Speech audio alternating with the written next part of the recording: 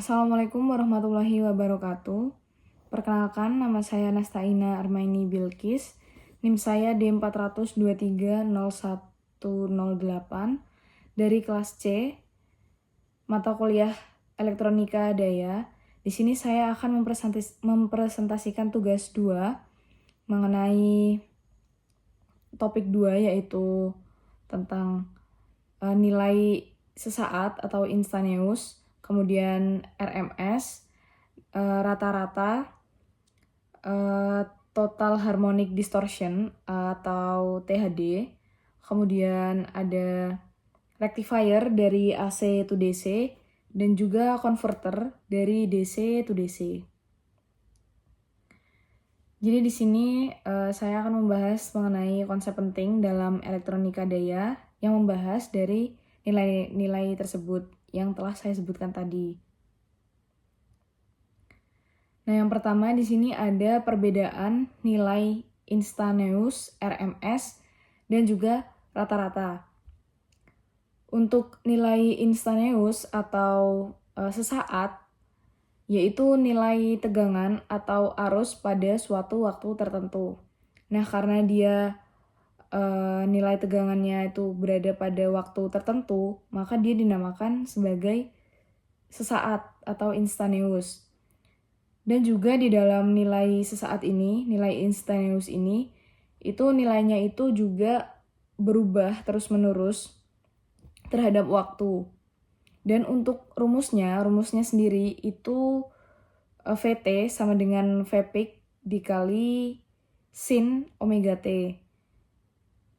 Kemudian untuk RMS atau root mean square itu adalah nilai efektif tegangan atau arus AC. Nah, ini setara dengan tegangan atau arus DC dalam menghasilkan daya yang sama. Ya, jadi dia setara tegangannya atau arus DC-nya dia menghasilkan daya yang sama.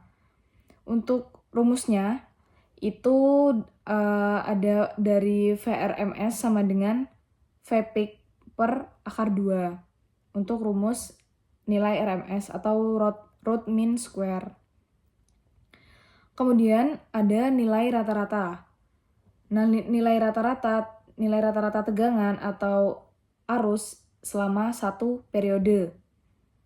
Untuk sinyal sinusoidal penuh, yaitu V average-nya itu sama dengan 0. Dan untuk setengah gelombang, itu V average-nya itu sama dengan V peak per P. Jadi tegangan puncak dibagi P. Lalu ada fenomena total harmonic distortion atau THD.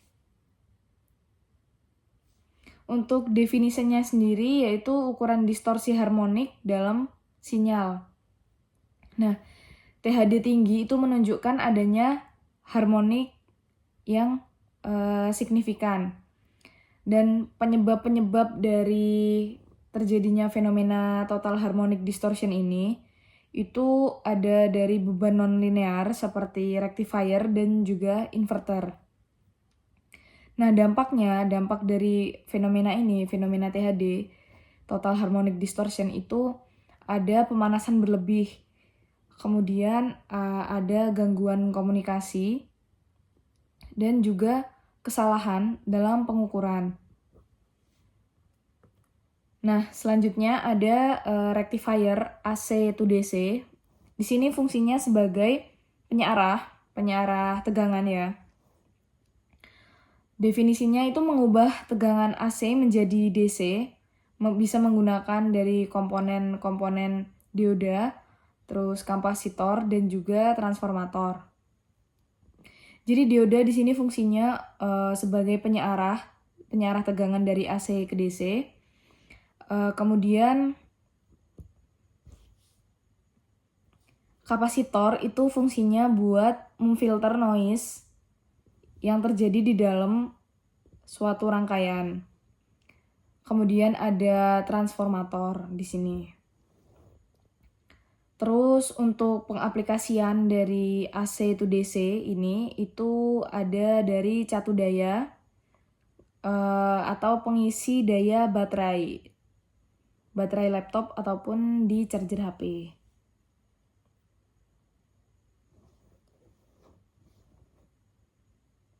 Jadi dia mengubah tegangan AC dari stop kontak itu menjadi tegangan DC.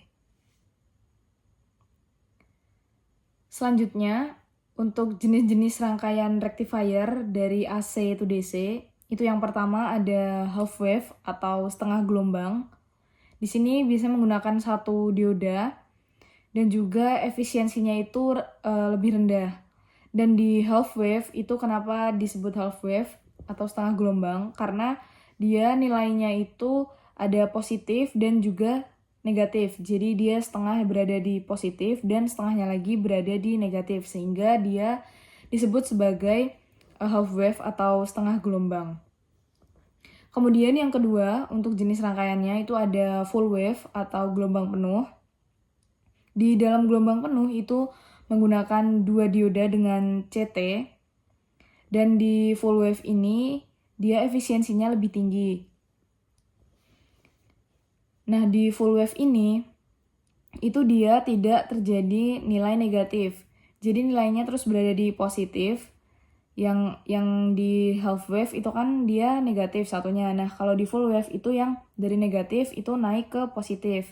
Sehingga dia disebut full wave. Makanya dia efisiensinya lebih tinggi. Selanjutnya ada converter DC to DC. Untuk definisinya sendiri yaitu mengubah level tegangan dari DC to DC. Di sini untuk konsepnya sama seperti transformator, dia bisa mengubah level tegangan untuk menaikkan tegangan ataupun menurunkan tegangan. Untuk menaikkan tegangan, dia sama seperti transformator step up, dan untuk menurunkan tegangan, dia sama seperti transformator step down. Kemudian untuk aplikasi dari rangkaian converter DC to DC, itu ada catu daya switching atau pensaklaran, kemudian ada di tenaga surya, dan juga pada kendaraan listrik. Untuk komponennya sendiri, yang digunakan untuk converter DC to DC itu ada induktor, kemudian ada kapasitor, dan juga ada transistor ataupun MOSFET yang digunakan. Nah, untuk jenis-jenis rangkaian di converter DC to DC ini, itu ada buck atau buck, yaitu fungsinya buat menurunkan tegangan DC, atau sama seperti transformator step down. Lalu yang kedua itu ada boost, fungsinya sama seperti transformator step up, yaitu menaikkan tegangan DC, menaikkan level tegangan DC. Dan ada rangkaian dari buck dan boost, yaitu untuk naik atau turun tegangan. Namun di sini itu polaritasnya terbalik. Mungkin itu yang bisa saya sampaikan dalam presentasi topik 2. Mohon maaf apabila masih terdapat banyak yang salah. Terima kasih. Wassalamualaikum warahmatullahi wabarakatuh.